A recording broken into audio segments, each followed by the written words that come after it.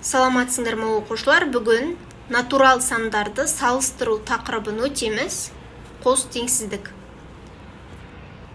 Санағанда бұрын айтылатын сан кіші, ал кейін аталатын сан үлкен болады.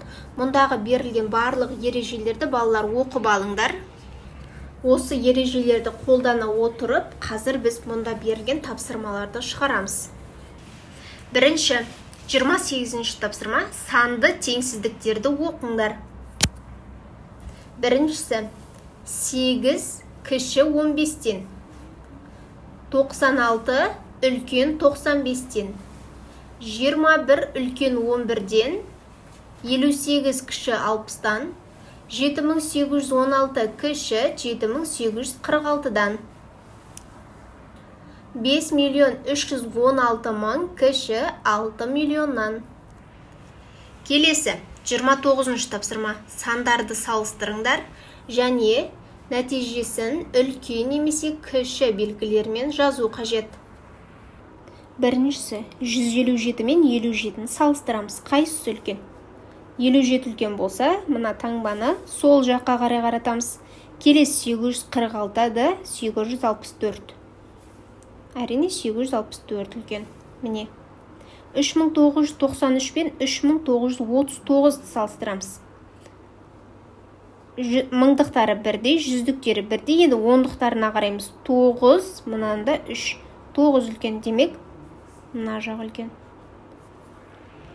Келесі 4-ші 4203, 7302. Әрине мына жақ үлкен.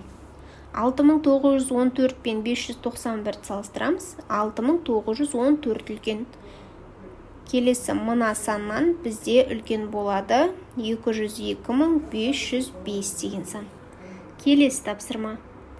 Мұнда төменде берілген суретте координаталық сәуледегі А, Б, С нүктелерінің координатасын табамыз. Және 1, 2, 3 пунктте берілген нүктелердің координаталарын салыстырамыз. Сонымен, міне кітаптағы берілген координаталық сәулені біз сызамыз мұнда. Енді аралық сан, яғни бірлігі 1 сантиметрге тең. 0, 1, мынаған жазып шығамыз. 2, 3, 4, 5, 6, 7, 8. Енді әр қайсының координатасын жазу керек. А нүктесінің координатасы 2-ге тең. Енді Б нүктесінің координатасы 5-ге тең. С нүктесінің координатасы 7-ге тең. Енді кітапқа қараймыз. А нүктесі мен Б нүктесінің координатасын салыстырамыз. А нүктесі мен Б нүктесі, яғни 2-де 5-ті. Міне, 2-де 5. Қайсы үлкен? 5 үлкен. Таңбаны осылай қоямыз. Енді екіншісіне қараймыз. Не деп тұр? С нүктесі мен Б нүктесінің координатасы. С 7-ге тең, Б 5-ге тең. Екеуін салыстырамыз. 7 үлкен. Келесі үшінші. А нүктесі мен С нүктесінің координатасы 2-де 7. 2-ні жазамыз, сосын 7-ні жазамыз. Қайсысы үлкен? Әрине 7 үлкен. Болды, осымен 30-шы тапсырмамыз шықты. Өз жауаптармен салыстырыңдар. 31-ші тапсырмада қос теңсіздік түрінде жазыңдар. Балалар, мұнда бізде ереже бар.